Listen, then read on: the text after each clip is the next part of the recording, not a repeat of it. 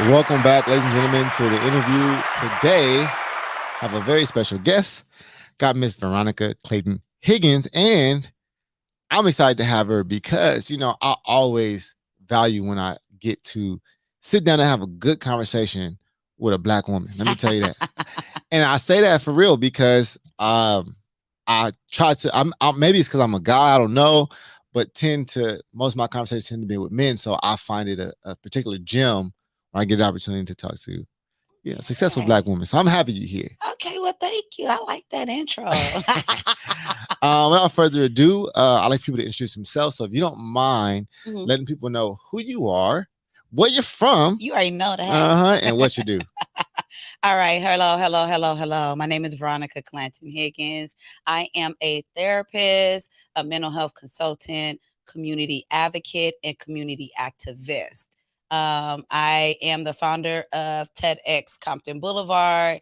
I'm also the founder of the Compton Wellness Collective. And I also have two businesses, VCH Prosperities, which is an affirmative apparel line that the money from those t-shirts support the Compton Wellness Collective. And then I am the CEO of VCH Prosperity Consulting.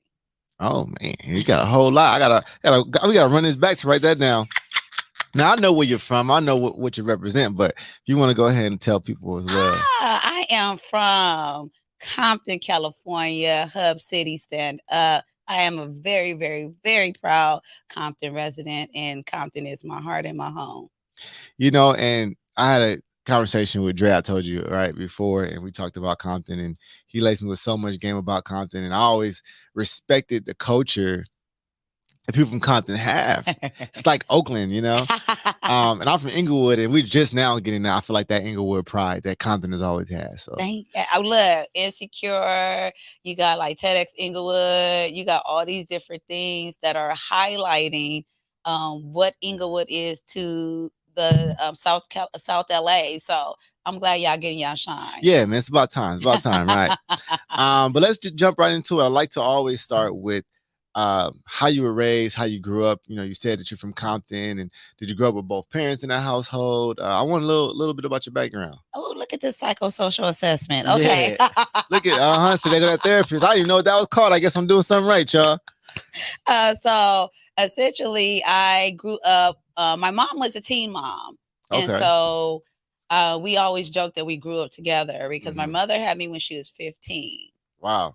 Right, like my mom literally turned 15 like a few weeks before I was born. Cause her birthday is in April, mine's is in May.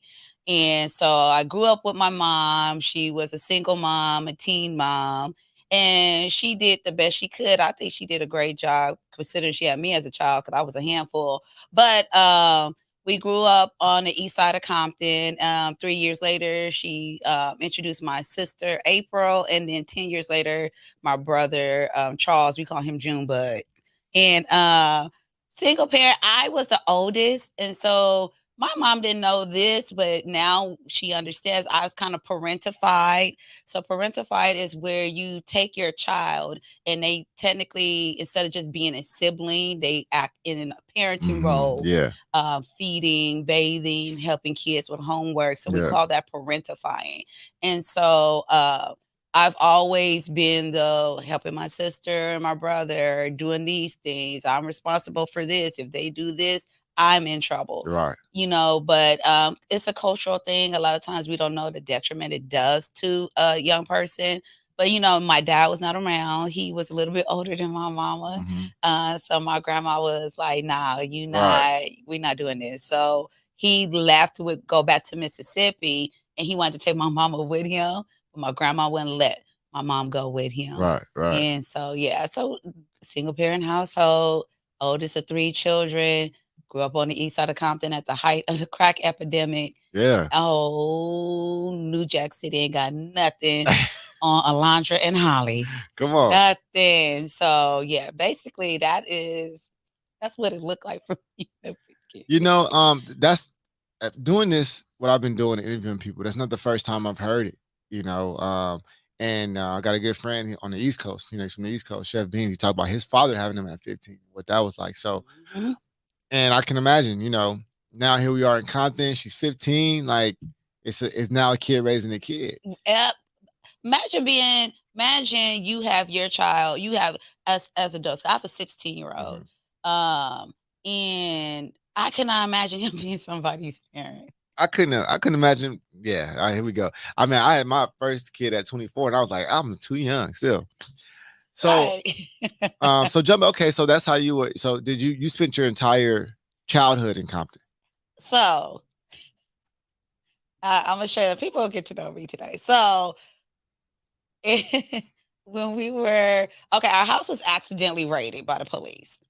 Okay, it gets interesting. It gets interesting. So Right. remember, I said New Jack City ain't got nothing on where we was living at. So we lived in. My mama never did drugs, never sold drugs, right? So we where we lived. And if you from Compton, I'm trying to make sure I don't hit this. If you from Compton, you know exactly what I'm talking about. Corner of Alondra and Holly, between Holly and Thorson, it's this tract of apartments. And either you was on dope or selling dope. My mom did neither, right? So she was considered the good, the good one in the building. So there was a dope house on the left, a dope house on the right. I don't know how the police hit the wrong house. So we're in, it's like the middle of the night. I know I'm like 12-ish. I had to be about 12. And Battle Ram, if you know what the Battle Ram is, it came in a 6 a.m., huh? Yep. 6 in the morning. 6 in the morning. I think they came at 4 in the morning because it was still night. And I remember them ripping the bar door off because you hear it boom, boom, and then you just hear it, and then they just bust in with the guns, with the scopes on it. My poor mama having a panic attack, and we're sleeping. We don't know what the hell going on. They're asking her all kind of intrusive questions like how you get this and how you get this. Mind you, my mom was on welfare. Our apartment was not laid to the gods. It was just a regular apartment. And I never forget, my sister was upset. My little brother was crying. We didn't know what was going on. So my mom had to move, right? When the police made it, and my mom was in her right mindset, she would have sued them. She never sued them, right? Because she was just so traumatized. She just like her first mindset was to go. And so we moved. We ended up in Long Beach, right? Lived in Long Beach for about 2 years, right? We had to leave Long Beach. Now, okay, in Long Beach, I went to Long Beach Poly for about a year. I went to Long Beach Poly and I was in a magnet program. Shout out to the CIC. Because I'm very smart. I accepted that I'm a smart person, right? For sure. Yeah. So we had to leave Long Beach because I started gang banging. Oh, come on, let's get to it. Yeah, see that I want to hear the good stuff. Well, oh my goodness. And I wasn't pretending to gang bang. I literally You was pushing the line. I got jumped in. And okay, so when you think about hood politics, I always now as an adult, because I'm 46 now, when I think back, I was like, that was the dumbest, I'm not gonna cuss, the dumbest thing I've ever. Now, see, look, see, don't worry. See, I'm glad you brought this up. I could cuss. Yeah, go ahead. Yeah, okay, yeah, it was the dumbest shit that I've done for a while. I said for a while, I've done other dumb shit. Right. But so when you get jumped in, for those of you who are not familiar with getting initiated, it's like people from right. It's all over the world. People not from LA. Yeah. So when you get initiated, this is patriarchy at work too. So I'm bringing all these social structures together. So when you get jumped into a gang and you are a female, right, a woman, because some people don't like the word female. Okay, so you have two options. You can either sleep with a bunch of the fellow gang members, right? Or you can get jumped in, which means people beat you up, right? It's just the most ridiculous thing. So, of course, I want to be hardcore. I'm like, I ain't sleeping with nobody. I want to get jumped in, right? And so, in order to be jumped in, right, I had to get jumped in by my two OGs because there's the OG, the baby, and then the tiny, right? Then they went to infant, and then it's all that embryo stuff. now. Yeah, they keep it. Hey, they want to keep those names alive as a legacy, and so I was no, it's not tiny. I was baby because back then it was baby. So I was baby, blah blah blah. I ain't gonna tell you what baby I am, but it was baby, blah blah blah, right? And in order for it to even be real, 2 male OGs had to be present to make it real, right? So here we are. It's the big, the little. I'm the baby, right? 2 male OGs from the set that I'm not gonna say on here, right? And they witnessed me getting jumped in. So my little dumbass, I was like, oh, I'm official. I thought it was all shits and giggle. It is absolutely not, because they came back to my house the next day and they knocked on the door, right? And they said, get your stuff. I'm like, get my stuff, where we going? They like, we your family now, right? I panic. I'm 14. I just want to legitimately be able to throw up the hood, right? I did not know there were steps involved. Mind you, I'm 14. So you got put on and got put off the next day. Oh, I left with them. Oh, okay. So you was on. But let me tell you how the grace of God works, right? God knew that when I'm one of them people, if I go in, I'm going all the way in. So we ended up, my mama found me.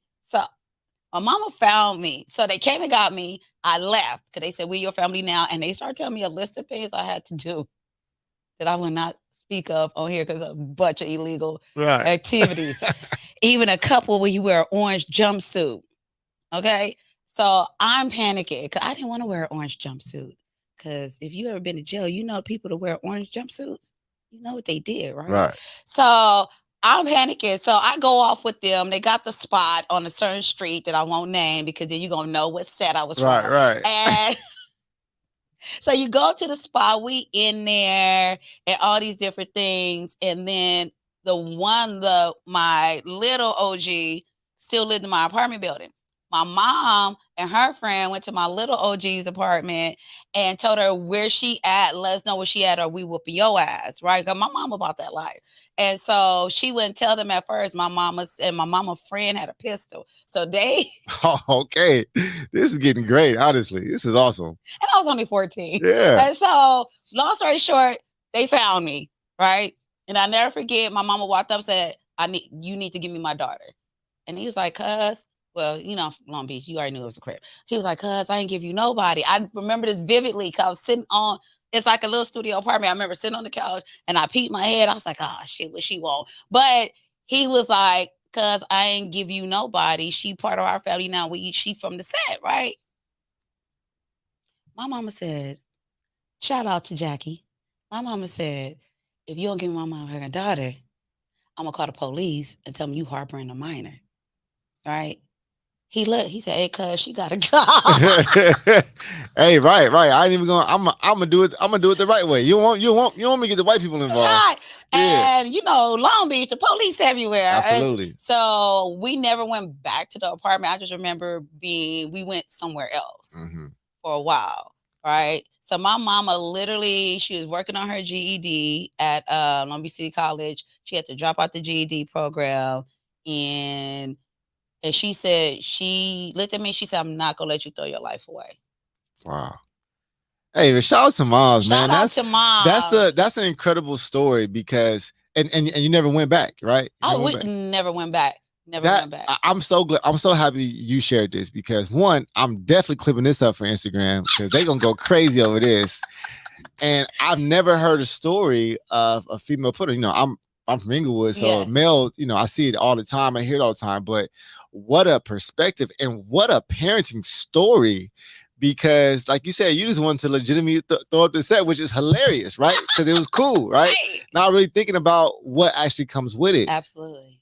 Hey, that was one of the best stories I heard all week. I'm gonna tell you right now. And people don't know certain people, I share it, not everybody gonna know now. But when I tell people, my mama always laughs and says, y'all don't know Veronica. You was a real hardcore game maker for like 48 hours. A week. You was up. you was putting in work for like 48 hours. Right. But people don't understand. Hilarious. That's why I tell people, look. Hilarious. Oh my gosh. Shout out to your mama for that, right? And you know, it's funny. I ask this question all the time to Dre. Anybody that's really from LA, right? Right. Like, how did you navigate through those landmines of being born, raised here. And I mean, you kind of just jumped in and answered the question. I'm glad you did, because that was an incredible story. It saved us time, right? And I didn't have to ask a question, but like I always ask that, and you just express how the help of your mother. And I was just pretty much, and that's always it's the same answer for everybody. Yep. My parents either did something or had me involved in something else that kept me out of it. Shout out to Jackie. Man, I don't even know where we go from there. I want to hear more. But okay, so you ended up, getting involved, right? Compton, Long Beach, which is pretty much next door. They kind, they share water, Right. So after you kind of get out of high school, what do you do next? You go to college? Do you kind of hang out? Do you figure it out? Because that's always the hard part, right? Well, the hard part is if you're not a hardhead. So one thing that's always been funny about me, I'm not a follower. If something going on, people are going 9 times out of 10 assume I'm the one who initiated it, unfortunately. So when we moved from Long Beach, we moved to Diamond Bar, then we ended up in Paramount. So ended up going to Paramount High, got kicked out. And then ended up going to a continuation school. So I spent most of my high school career in a continuation school. Yeah. Not because I was an interesting character. You had the credits. You just had. I had the intelligence. You had the units, right? Yeah, it wasn't the grades. It wasn't the grade. I was scoring in the 98th percentile on state testing. So it's my behavior. And so when I got to the continuation and they looked and they were looking at my test scores, they was like, "What are you doing here?" And I got mad because they were asking me stupid questions. Like, yo, apparently I'm not doing something correct if I'm here with y'all. Yeah. And so long story short, I never forget my senior year, I decided I didn't want to be at a continuation. I said I want to graduate. I ended up going back to the regular high school. The last semester of my senior year. So I got to go to prom, got to graduate. Where did you graduate from? Paramount High. Okay, right on. I wanted to go to Dominguez. My mom said absolutely not. Right. But I was the first person in my family to graduate from high school. Wow. And the first one to not have a baby as a teenager. Wow. Right. So I realized that I was starting a trajectory, right? Because then after me, my sister graduated. So, it started a trajectory at that time that I was not aware of. Yeah. And so I was working at Taco Bell. I had started working at Taco Bell when I was 16. And I never forget, I went to Taco Bell and wrote this man a letter, told him why he should hire me. And he liked my initiative, so he hired me. And so worked at Taco Bell for a very long time because I moved out after high school. I didn't know what to do. Because mind you, I'm the first to graduate from high school. There's no blueprint. Wow. Right. So I'm like, not even thinking about college. Before, like, I'm like, I'm just happy I ain't got to get up and go to school. Right. Because in my mind, I'm working at Taco Bell. Right. Done with high school. I ain't got to look at them people no more. And I was just chilling. And then I moved out because, of course, my mom's still a Black parent. She's like, you can't live here no more. Right. Yeah. Right. You 18. And I'm like, and I moved to Baldwin Hills with a friend, and that's it.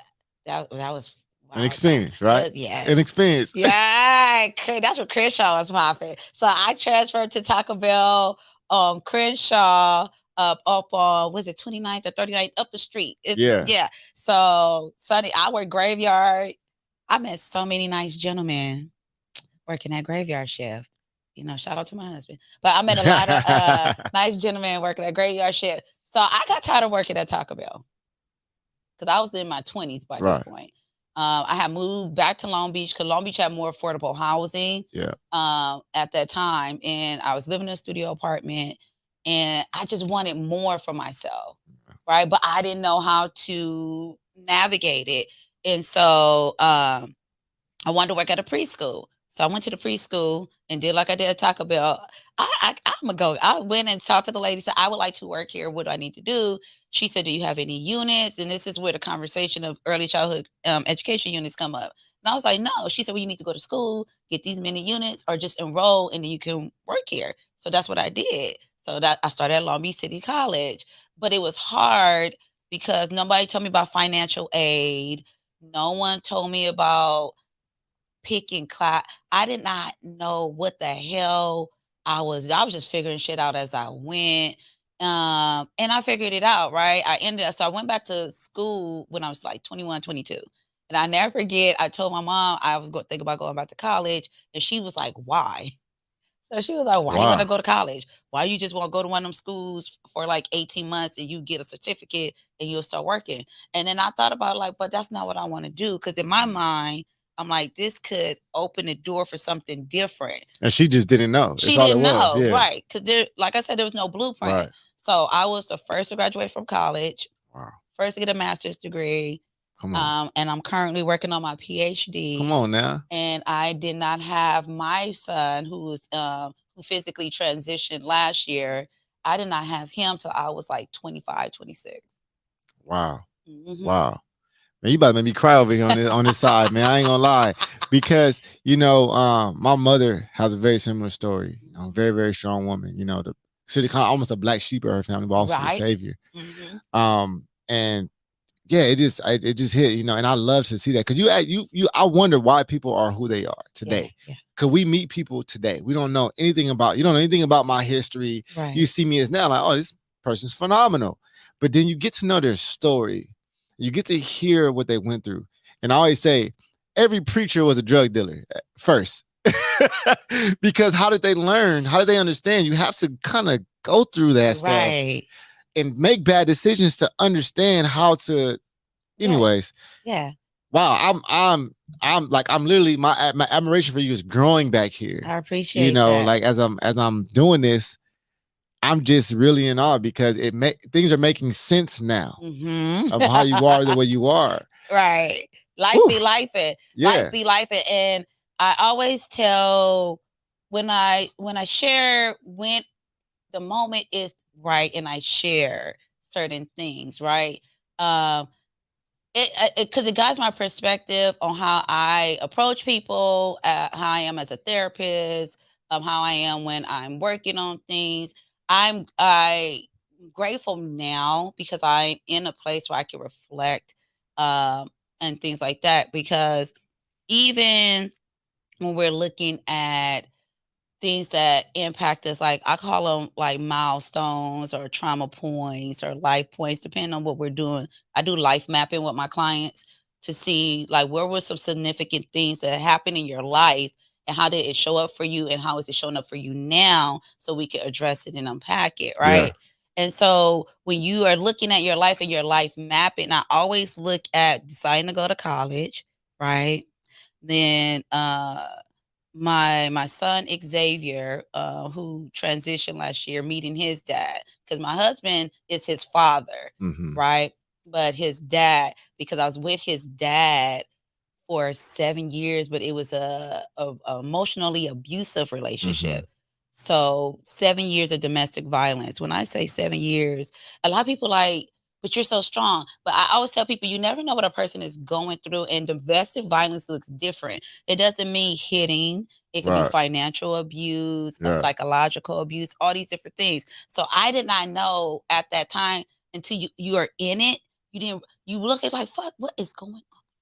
How the hell? So I always say it's a fish in water. A fish doesn't know it's in water until you put it on land. They Thank never knew you. water existed. Exactly. So now they're like gasping because they need to get back in the water. Right, they didn't understand. And this fool, and he a fool, this fool, and he earned that title. Yeah. He used to do things like when I wanted, so mind you, I went to Long Beach City College to get my units, right? So remember, I said I wanted more. I enrolled at Dominguez Hills. I was like, oh, now I could get me a bachelor's degree. Right. Like this, this school stuff is easy. I love this, right? I love it here. I don't like the debt, but I love it here. Right. He did not want me to go to the university. So I remember I was getting ready to transfer to Dominguez Hills, right? And I did not drive, right? I did not learn how to drive until I had got pregnant with Xavier. Cause just trauma, just so much with cars. So he would take me everywhere I need to go. At that time, now I'm realizing that's control because he was able to control where I went. So we was over at Dominguez Hills. I'll never forget. I was walking out after orientation. A gentleman stopped me and he said, "Do you know what a bookstore is?" And I was like, "No, I'm new here. I just left orientation." He's like, "Okay, thank you." We kept walking. Why this fool jump out the car? I knew this was going. He jumped out the car, and he was like, "You can't go here." And I said, "Why?" He said, "Because you ain't gonna leave me. You gonna try to leave me for a doctor or somebody like that. Let's go." Right. Mm. And my dumb ass got in the car and never went back. Wow. I never went back. And so, long story short, I always laugh because I got pregnant with Xavier because his father, I knew he was trying to trap me. And so he put a hole in the condom. Ladies, bring your own condoms. Yeah. He put a hole in the condom. When I found out I was pregnant with Xavier, I was in shock. I did not believe I was pregnant because Right. in my mind, there's no way. Right. But Xavier, getting pregnant with Xavier made me leave him because Yeah. I said I cannot make a child go through this. Yeah. So I always tell people, I said, Xavier saved my life Wow. because I left his dad because of him. Wow. I wanted more for him. And so I was working at a preschool at the time when I was pregnant with him, but I had to leave because his dad was just coming up to my job doing wild shit. Yeah. So leaving him was the best thing, right? So I started working in another daycare, right? I became the director, head teacher. And then the owner of the daycare had this cousin, right? So mind you, Xavier like 5 months old. Here I am, my little chubby cheek baby. I'm still trying to figure life out. I applied for a job at the school district. Cause mind you, I said I'm trying to better myself. Right. Cause I said, oh, get a job at school district is benefits. I have benefits for me and Xavier. Right. So her cousin comes in, right, to take over my class. I got promoted to director, and he was working on his teaching credential at Dominguez Hills. And so, long story short, that gentleman became my husband. Yeah. That is how I met my husband. Wow. That is how I met my husband. We were arguing over hip hop. Because if you ever around us to this day, everybody always laughs when they say we are always arguing. I said we do loving debates because we were arguing over what makes a band, what makes a hip hop band. And Right. this fool kept saying Outcast, and I said Outcast is a duo. And I never forget we were going back and forth for a minute, and I walked out. I said, "Mr. Higgins, you don't know what you're talking about, right?" And I just walked out, and he mumbled something like, "I like a woman that knows how to take control," but he kind of Right. mumbled it, Right. and my heart kind of fluttered. I was like, "What is going on here?" Right. There it was. Like, what is happening? What is happening? So that is how I met my husband. That's awesome. And for all you sexists who keep wondering why my name is Clayton Higgins, I'm gonna set the record straight right here, right now, on everything. My last name is Clayton Higgins because remember, Xavier's last name is Clanton, right? And we were not going to dishonor my baby. Yeah. Because I have another son named Hassan. He's a Higgins. But Xavier's dad, when my husband wanted to adopt Xavier, remember I told you his dad is a fool. Mm-hmm. When my husband, I was pregnant with my second child, and my husband was like, Xavier's my son, right? That's my son. He said, and if anything ever happened to you, no one's going to come and take him from me. Right. Right. So he wanted to adopt him. So he was going to adopt him and then legally change his name to Higgins. So we would have all just been a Higgins family. But we had to get permission from his biological father, had to sign over his rights. So I called him, said, "Hey, you ain't never met this boy. You ain't doing nothing for this boy." Right. And he was like, "F you, F your husband. I ain't signing nothing." Hmm. And luckily, he has never met my husband because it was going to be on site. Right. But so that's why my last name is Clanton Higgins, because we did not want to exclude Xavier. See, and now you cleared it up. So anybody got any questions? That's why. Don't ask again. Right? Don't ask again, because people think, oh, she's one of those women who don't want to take. It's not even about that. It's not about that. It's about your family. It's about my family. Nah, and that's the most important thing. Absolutely. Wow. Hey, this keeps getting better and better. I don't. What else you got for me? Yeah. Yeah, I do want to ask a couple questions. Go ahead. About you as a professional, because now you are a therapist, you're an entrepreneur, you're a coach. I mean, I got to meet you through a lot of stuff. I think, yeah, but the people that introduced me to you or that have mentioned you or been connected to you, I have high regards for. Okay. So I've only met you and been introduced to you through people who I respect super highly. And as I've got to know you, the only other people that even the people that we have in common are people I think highly of. So I'm like, I don't know who she is like that, but I know I need to know who she is like that because the people she know and the people I know, you know how it works. So talk to me about how you gotten into all 8 things that you're into. So when I was pregnant with Xavier, uh, mind you, I'm still in the DV relationship. I was very suicidal. And I now know as a therapist that was just my trauma being externalized, and then pregnancy kind of amplifies things, right? And so I never forget, I went to this, and I told her how I felt. She told me I was going to be okay and sent me home. Now, as a therapist, I know that if someone comes in and says that they're suicidal, you do not tell them they're going to be okay and send them home. So I remember walking out and I said, I want to make sure nobody ever feels this way when they're coming for help.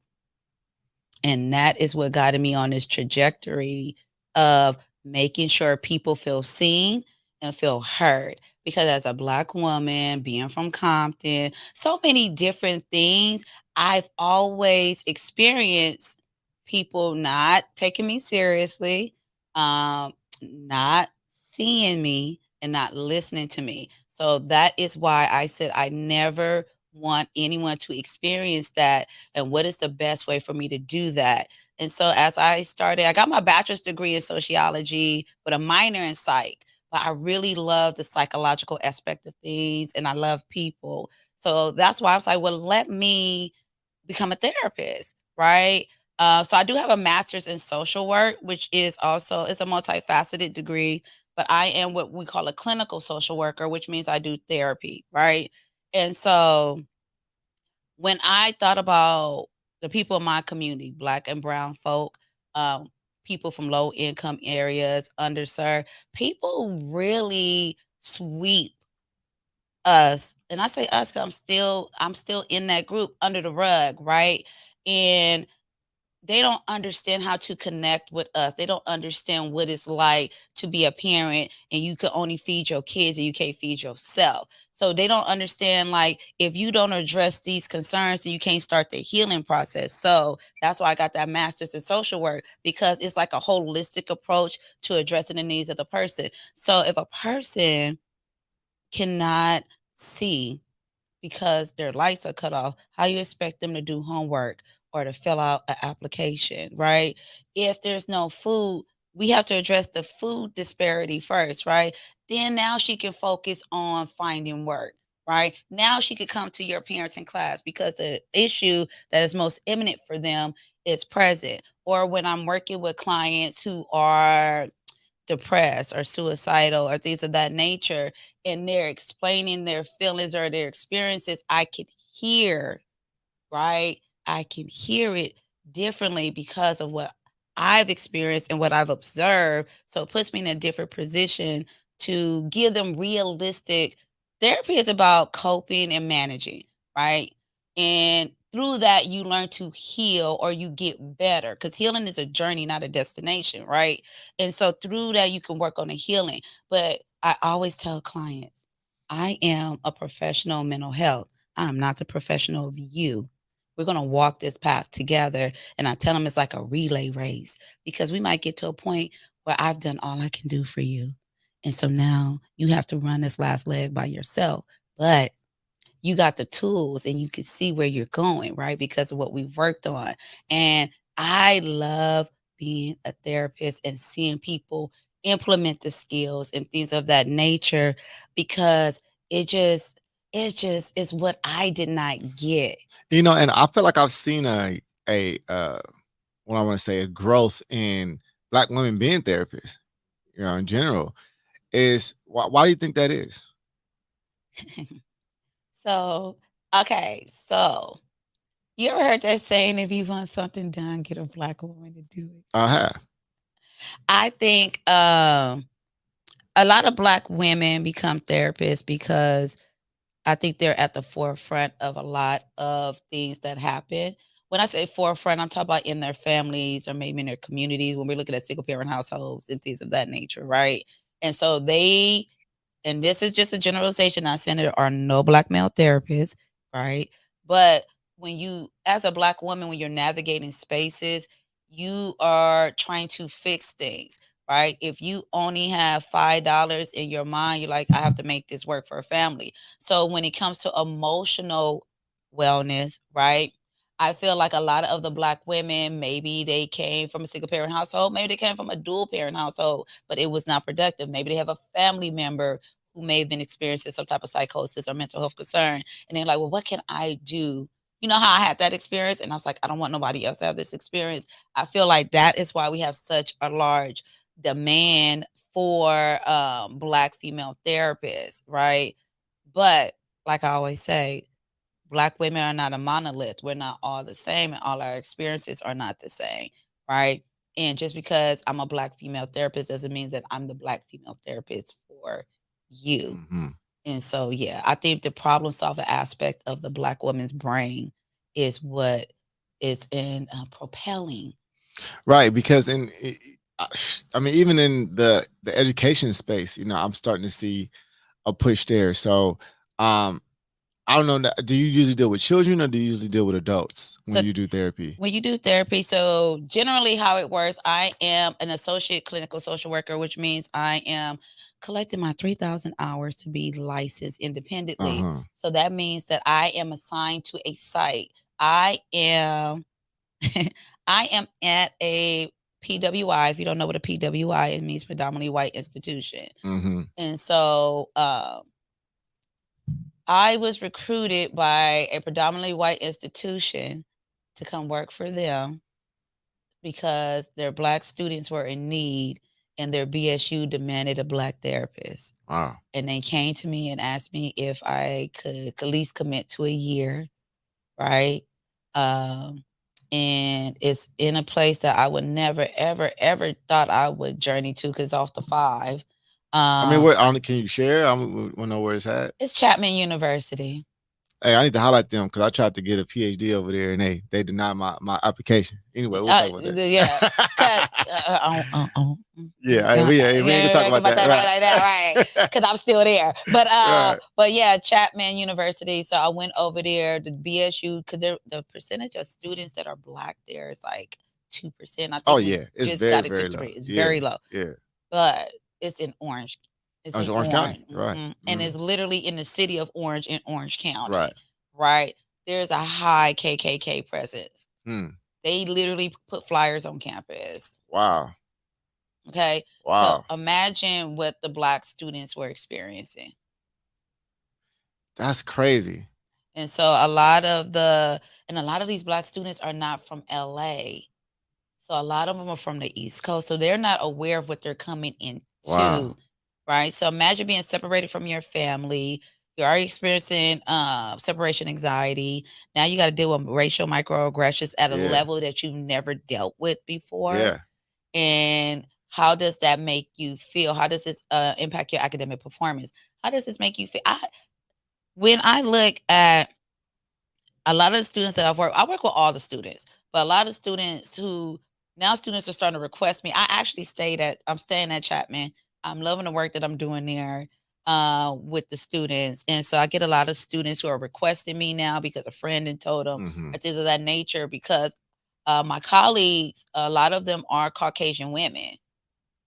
Now let me ask you this: do you think people are requesting you, especially of different races, because they're so fascinated by a Black woman from Compton, or are they really just kind of getting at because there is this aspect of Uh-huh. you see where I'm going, right? I already know what Yeah, you're gonna yeah. say. So because I'm like, Right. hey, you don't really want me, you just want to, A Black female therapist because it's trending. yeah, Yes. yeah, Oh, trust me, I could. So what I do when we do an intake, so number one, there's no guarantee they will get me. okay, So we always let them know, right? And if someone tries to bypass, we have a process before students can even come in. So if they try to bypass or try to email me directly, I just reroute them, right? Because you got to follow the process. If I'm available, I take when I'm available. So if there's a specific racial need, right? Then I was like, let me do what I call a single session, which is a check-in session with the mm-hmm. student to make sure they're good, right?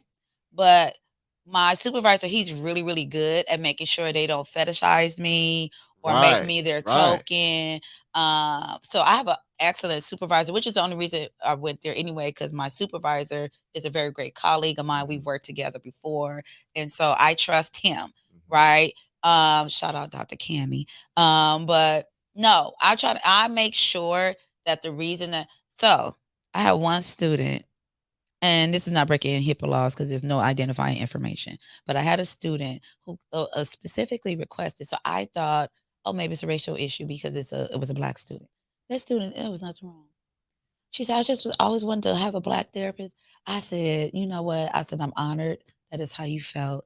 But, if there's no emergency or no need, I said, we have to be fair to the other students who are on the wait list, who need help and interested in difficulties in their life.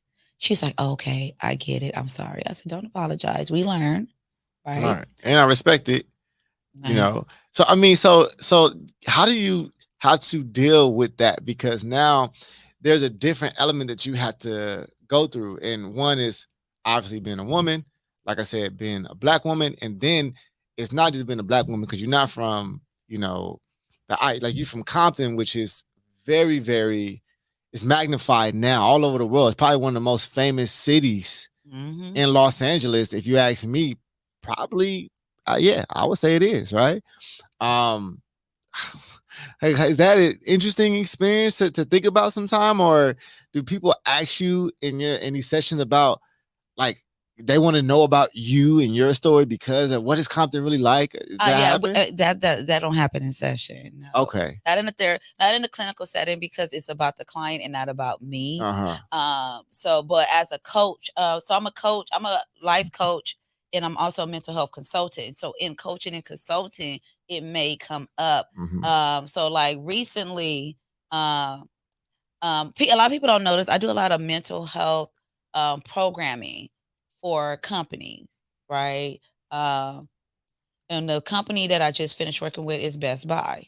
Nice. And so I've been doing trainings for their staff. They just hired me for another contract for a different department. Get into it, then. Get into it, huh? Get into it. And so what I do, because I actually used to be an adjunct professor at Pacific Oak, so I love to teach about mental health as well. And so when I just did so Best Buy has this thing called Best Buy Teen Tech Centers. They have one of Vermont Slauson, beautiful centers set up. It's beautiful for the youth, right?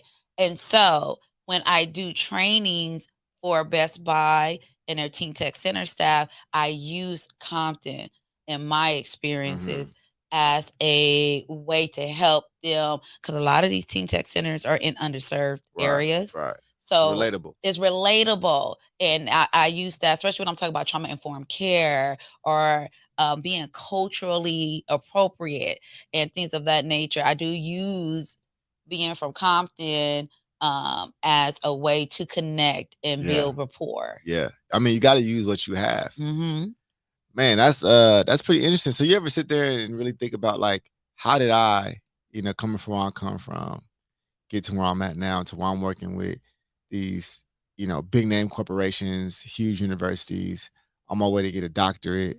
Like, you got to be proud of yourself. You know what? I operate in gratitude. I know the other day, because people really think I be fronting when I'm a happy person. Anyone that knows me, they would tell you Veronica is a happy person. Don't make her mad though. I'm a happy person. But I'm very protective of my energy because I do not interact with everyone. So I sit and I reflect on what I've been through, and I'm just grateful to have these experiences, but have the village to support me, a wonderful husband, family, and a great therapist.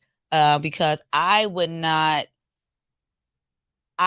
be here if it weren't for those around me, right?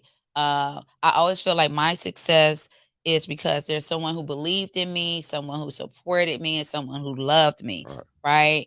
And even in this season of my life, where I call it a season of grieving because my baby was murdered last year, and even through that, I mean, how do you feel comfortable about talking about that? Or it's an interesting story because you never. I did a sister healing circle. I didn't facilitate. I Mhm. participated, and I told the group. I said, you never know pain until you put your baby's birth certificate next to their death certificate. Mhm. Because we keep our special files. So my son Xavier, I have his necklace on Mhm. here, the one that saved my life. Um, he was murdered in Compton. Wow. He was murdered in Compton. My husband is a teacher. He teaches at Centennial High School. Okay. My son was murdered right by Centennial. Right. And so it is interesting. I when I talk about mental health in the intersection of Black men and inner city youth, right? So Xavier was bipolar, Mm. and it runs in my family. And so, fun fact, when Xavier was 6 months old, I was in a car accident. Someone hit my car and it Mhm. kind of took off. But he was in the back. Long story short, he had a TBI. Because of the TBI, he started having seizures, things Wow. of this nature, right? So what happened when he was an infant, and the blood, and this is all connected. That's why I'm sharing this. The blood, he had a hematoma on his brain. You know, baby skull is not, It's soft, yeah. yeah, soft. So the doctor told me that if the blood does not reabsorb itself into the brain, that they were going to put a tube in Xavier's head to drain the blood out, right? But Xavier healed. The blood reabsorbed itself. The doctors were amazed, and he still met his milestones. He started walking when he was 8 months, Right. talking in full sentences by the time he was one. However, the it caused him to have seizures, and then it also caused him, that part of the brain was impacted. According to the doctors, it also put him at a higher risk for ADHD. So he ended up with ADHD. Because of my family history, what we are learning is that sometimes not everybody, and I always tell people do your own research, but I used to take Xavier to a neuropsychologist because of the ADHD and the seizures and stuff like that. So we had to go like once a month to go see this neuropsychiatrist. And she said, with your family history, we have to start watching Xavier. I said, I know. I already knew what she was going to say. Mhm. She said, because of the ADHD, he's at higher risk for being bipolar, right? Because my brother Junebug, had ADHD as a child, Right. and he's currently bipolar. You got a real black family when you got somebody in your family named Junebug. I just Named want that and Day Junebug. Day. I'm sure it's Day Our Day around there. man. Yeah. But yeah. What? So Junebug is bipolar. He's Mhm. managing it. Well, he's not, but Right. pray for my brother. But so long story short, I started to see the signs. Mhm. Start to see signs. And I always like to use Kanye as a talking point Mhm. because the shift for some people, not all people are bipolar, but sometimes the shift, right? They shift. Like Yeah. Kanye went from backpack rapper to something Right. different. Right. That's what happened with Xavier. He became a totally different person, and his manic episodes were uh they were there was short time. So with bipolar, I always explain to people bipolar is cyclical. So the person will have periods of depression, right? And periods of mania, right? Mhm. So Xavier's mania episodes were coming too frequently. Mhm. And I was getting concerned because I told my husband, I said, I think his brain is going to break. That's how I felt. Mm. So the reason why I share this is that Xavier developed a fascination for gang culture. Yeah. Never thought about being a game bagger. Never. All of a sudden, he wanted to know why the Crips were the Crips, why the Bloods were the Bloods. He wanted to go to these landmarks. He wanted to do all these things. And Mm. I knew he was hyper fixating on these things, Right. right? Music, probably everything, culture, everything. Interesting. Everything. So Xavier, it was a gifted guitar player Right. and piano. Mm. The boy could play, right? And so that's why he went to Centennial, because he worked under Mr. C, who had the band. So I say all this because music was Xavier's love language, right? When he was 3 years old, I would play jazz music. He could name the damn instruments. Wow. He's like, Mama, that's a trumpet. Mama, that's. I'm like, how the hell? All I hear is his bunch. Right. So that was his gift. Mhm. So we saw the shift in Xavier. He started becoming fascinated with gang culture. My concern for Xavier was that the mania and being around the police or the wrong people at the wrong time, and they don't know he's manic, Mhm. right? So we had to hospitalize him, and this all happened last year. So we had to hospitalize him twice last year, 5150 him. Wow. So the hard part about being in LA, if you know someone who's having a manic episode or a psychiatric episode, uh, you call 911 and you say, I have someone who's gravely disabled, right? They'll send, they're working getting better with it, but they usually send the police out first, right? Police have to determine whether it's safe enough to transport this person Right. to a facility, Mm-hmm. unfortunately. So when Xavier had his first manic episode, it was wild, wild, wild. He was wilding. What does that look like for It is someone to recognize it? rapid speech. He kept pacing back and forth. He kept just blurting out stuff, and he was just doing these things, and he started throwing stuff. And it looks different for everybody. For Right. him, and he was just pacing, and he would crawl out his window, then crawl back in the window, and he just walking around the house, and he was just rapid speech. It's like his brain was doing this. Yeah. Right. And so I told my husband, I said, I think he's having a manic episode. Right. And my husband was like, I think he's pretending. I was like, babe, this is why Black people, we need to really be educated on what mental and health. you are seriously educated. So yeah. Yes, because a lot of times people think people are tripping. Right. Please make sure there's not an underlying, even if it's drug induced, still understand psychosis and mania is the same, right? So we call 911. I know what to say, gravely disabled. They come in and they looking at him and they could tell it was something else. So they took him to King Hospital, right? Which then they took him to some place called Exodus, which is a mental health ER. If you have insurance, always tell them to take them to the hospital under your insurance. At that time, I was panicking. I let them take him. They kept him for a few days. And then a month later, I told my sister, I said, I'm going to bring him to you. I said, it's not safe here. We'll check him into, my sister live in Paris. I said, we'll check him into, go to Yorba Linda. We'll get him over in there and get him hospitalized. Like put him in a right? Never forget. I had to put him in a hotel because his behavior was becoming too erratic. Wow. Right. Which was stressful for me because I had to keep going back because he would leave the door open at the hotel. He couldn't even sleep. You couldn't sleep. Couldn't sleep. Yeah. It was wild. It was wild.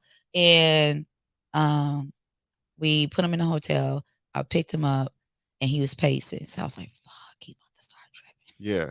So I took him around, say bye to everybody. And I never forget my father-in-law was like, my stepdad said was, I'm gonna ride with you because he saw it. Cause he was just, and so we got in the car. We hopped on a 91. We didn't even get past Lakewood Boulevard. This boy tried to jump out the car. Right. So imagine driving. I didn't think to put the child locks on. I didn't think he was gonna jump out the car. Because how old is he at this time? He was 18. Yeah. Yeah. And tough. So this is literally last year around this time. And he tried to jump out the car. I had to get off the freeway. Get off the freeway, Rosecrans and Lakewood.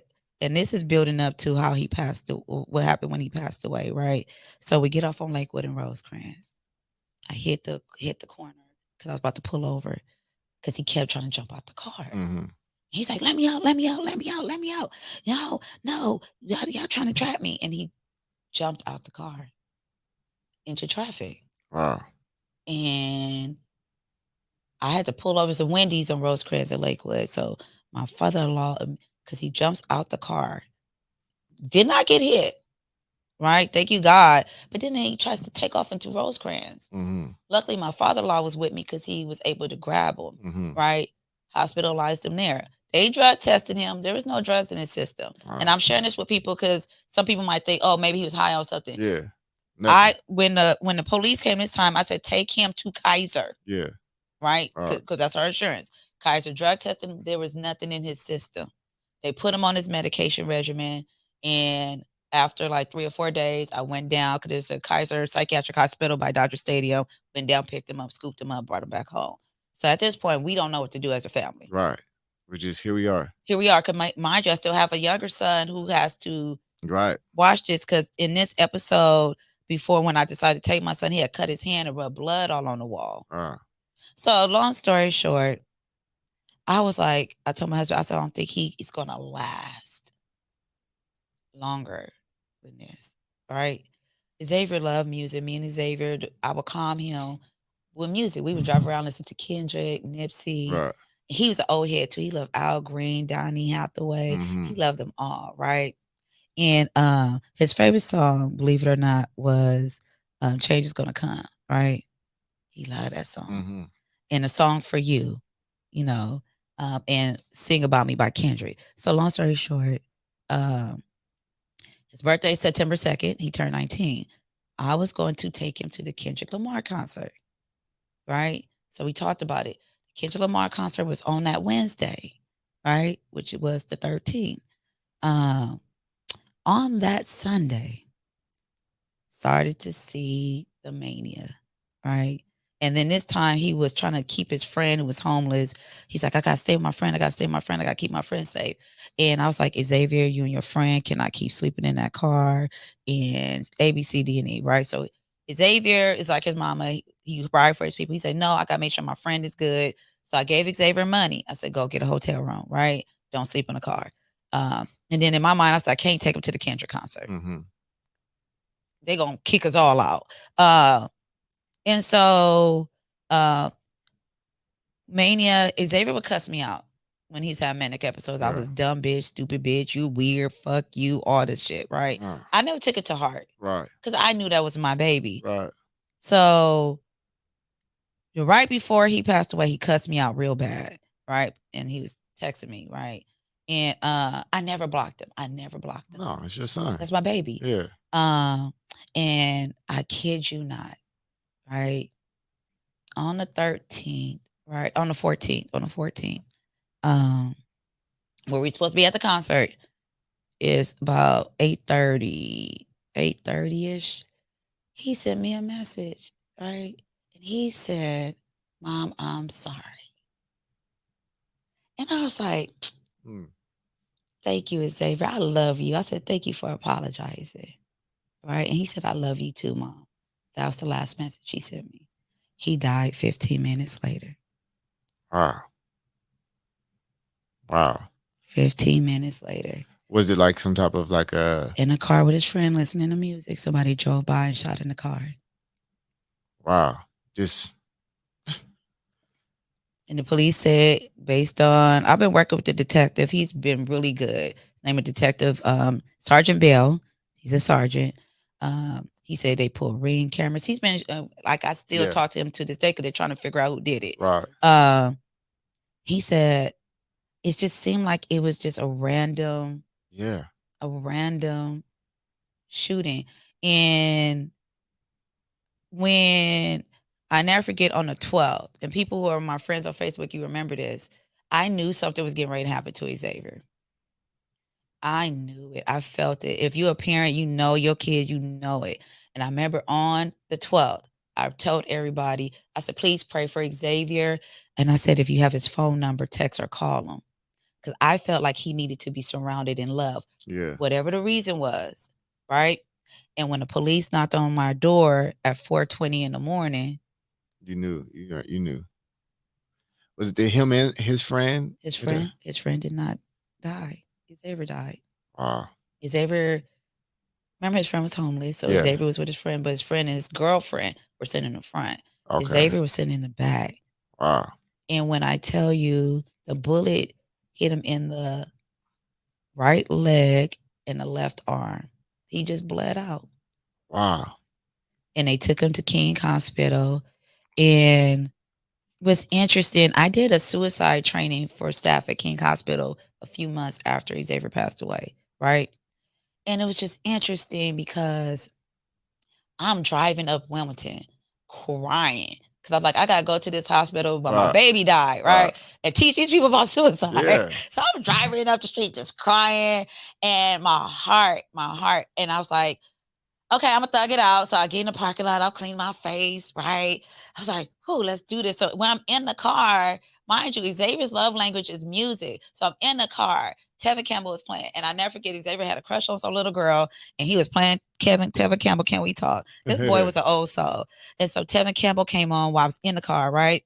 Mind you, on my it's on my Spotify, not on the radio, right? And so was like, what the? I said, okay. So I get out. I walk into, I'm not lying to you. I walk into the building where I'm going to do the training. Guess what song is playing? Can We Talk by Tevin Yeah. Campbell. And I thought I was tripping. I Right. was like, is my phone still playing music? Right. But that's, to me, that's Xavier's reassurance. Like, mom, chill. You got Yeah. this. You good. Because So, yeah. I gotta ask because once again, this has been one of the most phenomenal interviews I've done. Um, your storytelling is amazing, and you've been through more than we can even share in this time. Right, right. And like I said, I've been this whole story that you've been giving me, all the stories from you game banging, from you growing up to you losing a child. Like how many lives have you lived, right? Mm-hmm. And I'm impacted by all of them emotionally. I'm locked in. I'm being reflective now, right? Right. Because of what you're sharing with me. I don't know if you're doing therapy on me or not right now. If you are, yeah, I see why they hiring you, right? But how did you, you know, have the strength to keep going and like be who you are today? Like you're still literally you're still finding joy in your day and you're still being a professional where you're still showing up to work, you're still helping people. How? It is God. I'm a true believer of God and spirit and community. When Xavier passed away, I'm not, I bullshit you not. There's so many people at my house. I love Yeah. my people. Compton pulled up. I'm not lying to you when I say Dre pulled up, Allie pulled up, Tanae pulled up. They pulled up. And when I say I've still to this day, I am still surrounded by love. And I push through in remembrance because guess what? Xavier saved my life and I'm gonna always honor his life. And so shout out to the city of Compton. They gave my baby a beautiful uh memorial resolution plaque, right? Even Best Buy came through. They created this custom Fender guitar. Remember Xavier's a guitar Right. player with my baby's picture on it. It's Wow. beautiful. And Black Infant Health Assembly member Mike Gibson came through. Yeah. And when we did Xavier's memorial, because we didn't do a funeral, we did a memorial. I told everybody, wear bright colors. We celebrated. Yeah. And Compton Kids Club came and sang because those were his friends. Yeah. And it was nothing but music. JB, Jennifer Beasley, more to JB. Shout out to my girl. He loved her. He loved performing at her Compton open mic. She came all the way from Vegas and sang "A Change Is Gonna Come" because that was Xavier's favorite song. She sang that. And so when we talk about Compton, right? That is Compton. That's community, Yeah. right? A lot of times when you lose a loved one, people show up for that time, then you don't hear from them again. These people have never, they still check on me. They still love on me. We still honor Xavier, even at the TEDx. Um, to keep me busy, I applied for another license to do TEDx Compton Boulevard. And so we started playing at the TEDx, and everybody knew I was doing it. But even as I was leading my team and we would have meetings, if I cried, we all paused. Mm-hmm. We all paused. And then when I was ready, they like, let's get back to it. That's love. And we honored Xavier at the TEDx, which was a couple of weeks ago. Uh, and the Centennial Band. So we started a scholarship in Xavier's name. Oh. It is the Xavier Raspity Clanton Art and Music Scholarship for Compton Unified School District students who excel in music and art. Yeah. And we gave out 2 scholarships at the TEDx in his honor. And the way we did it, the Centennial Band came in. Mm-hmm. We had his cap and gown on the stage because his sash for graduation, it literally has music notes. It says Xavier Raspity on it. That was his name, Mike name, because he loved Bohemian Raspity. And the band came and they played and they stood at the front. And it's beautiful. Okay, it's beautiful. The band is standing there. We have his cap and gown there from Centennial. And then we have JB, Mr. C, and then Candace Leos, my girl, from Compton Advocates. And then they gave the scholarship out. That is how I pushed through remembrance and with community And even when we were at Xavier's Memorial, I did not want to go in there. And my girl Tanae Muhammad, right, of her Compton Black Exchange and the Bridge CPT, love her. She looked at me, Keith, and she said, "You take my strength," Yeah. and walked me inside. That is Compton. That is love. That is love. I am like I said, I'm completely blown away, by what you went through as a youth, as a early adult, young adult, what you've had to push, and like I said, speechless, honestly, truly speechless. And like I said, my admiration was growing for you as soon as we started, and you started telling me who you were. I know who you are now, but even learning who you were makes sense. And now, what I thought I knew, who I thought I knew you were, I know you're so much more. Yes. Yes. I appreciate you coming Thank and you. being so vulnerable and sharing those things. I know sometimes people want to hear about all the things you're doing, but I think it's important to share how you got here Absolutely. because that's going to help people. Yes. And my last question for you is if you had any life advice for people listening out here, what would it be? I am always an advocate of self compassion. When you give yourself compassion, you give yourself permission to be, to make mistakes, to grow, to learn, and not be hard on yourself. So, if I could give you anything, I give you the gift of self compassion. All right.